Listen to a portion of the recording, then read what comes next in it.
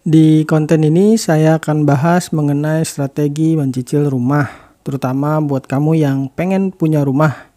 Simak terus konten ini sampai habis.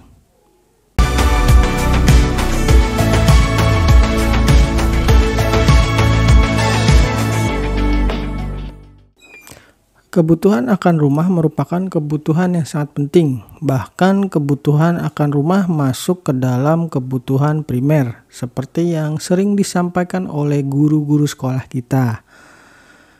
Sayangnya, untuk punya rumah semakin lama semakin sulit akibat dari kenaikan harga rumah yang terus terjadi. Bahkan dikatakan salah satu investasi yang cukup menjanjikan adalah investasi rumah.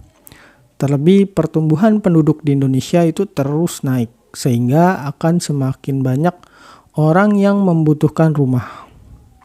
Seperti sebuah hukum ekonomi, jika permintaan naik sedangkan penawaran tetap atau lebih rendah, maka harga pun akan naik.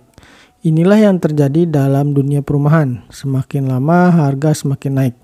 Hal ini juga yang pernah disampaikan oleh Menteri Keuangan RI, yaitu Ibu Sri Mulyani, bahwa orang Indonesia itu makin sulit buat punya rumah. Untuk bisa punya rumah, cara yang umumnya dilakukan adalah dengan cara membayar lunas secara langsung, mencicil dalam waktu singkat, serta mencicil dengan KPR. Untuk cara yang pertama itu hanya untuk orang-orang yang memang sudah punya uang yang cukup. Sementara cara yang kedua biasanya dilakukan oleh para pelaku UMKM. Mereka itu membeli rumah tetapi belum bisa langsung lunas. Umumnya cicilannya sih nggak tetap, tergantung kemampuan saat mencicil, dan tenor cicilannya pun nggak panjang, biasanya 1 tahun. Harga rumahnya juga umumnya jadi lebih murah jika dibandingkan dengan cicilan KPR. Tapi buat kamu yang pengen punya rumah dengan mencicil KPR, saya punya nih strategi untuk membeli rumah dengan mencicil KPR. Yang pertama, cari rumah dan cari tahu harganya. Hal yang pertama kali harus kamu lakukan adalah tentu aja cari target rumahnya lebih dulu, serta berapa tuh harganya.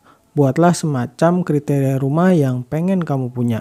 Umumnya kriteria pertama yang dibuat adalah lokasi dan harga. Lokasi rumah yang biasanya orang pilih umumnya dekat dengan tempat kerja. Sayangnya biasanya harga rumahnya itu udah sangat mahal. Alternatif lain adalah kamu bisa pilih rumah di daerah pinggiran, tapi yang dekat dengan transportasi umum, sehingga bisa didapatkan rumah yang harganya lebih murah jika dibandingkan dengan rumah di pusat kota.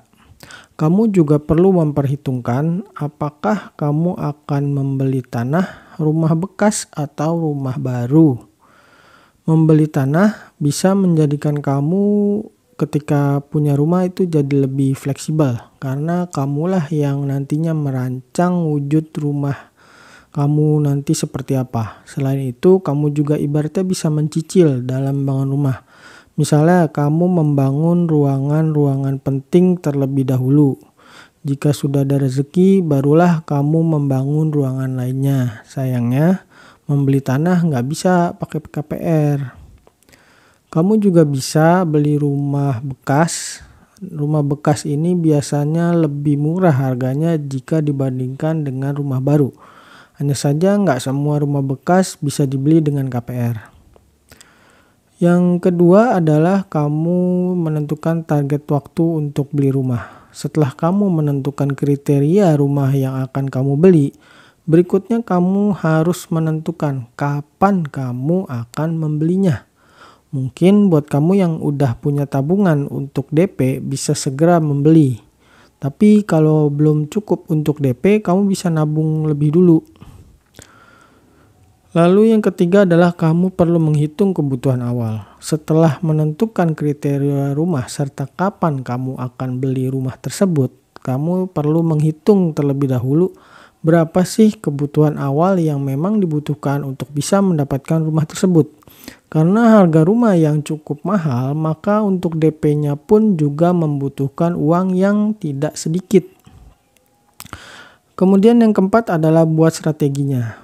Kamu hitung terlebih dahulu jumlah final yang dibutuhkan untuk bisa memiliki rumah impian kamu. Hitung juga biaya-biaya yang ada. Lalu pecah biaya-biaya tersebut. Mana yang lebih dahulu yang harus dibayarkan. Kemudian pecah lagi masing-masing biaya tersebut agar kamu bisa mengetahui berapa anggaran yang diperlukan untuk kamu sisihkan tiap bulannya. Yang kelima, simpan di tempat yang tepat. Uang untuk membeli atau mencicil rumah perlu kamu sisihkan di tempat tersendiri. Sebaiknya tidak menaruhnya di rekening tabungan karena akan tergerus biaya administrasi dan inflasi. Kamu bisa menaruhnya pada instrumen investasi yang relatif aman. Misalnya pada tabungan emas atau reksadana seperti reksadana pasar uang atau reksadana pendapatan tetap. Jangan menaruh dana kamu di instrumen yang terlalu beresiko tinggi seperti uang kripto atau saham. Meskipun instrumen yang beresiko tinggi memiliki potensi keuntungan yang cukup besar, tapi resikonya juga terlalu besar. Memiliki rumah merupakan kebutuhan dan impian banyak orang. Dengan kondisi saat ini perlu strategi khusus agar kamu bisa membeli rumah. Dan kamu juga nggak bisa lagi cuma mengandalkan tabungan aja. Kamu perlu menaruh uang kamu di instrumen investasi yang memang memiliki resiko rendah.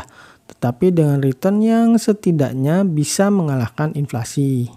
Dan jika rumah impian kamu terlalu tinggi harganya, mungkin kamu bisa coba mengubah strategi dengan cara mengubah kriteria rumah yang kamu inginkan.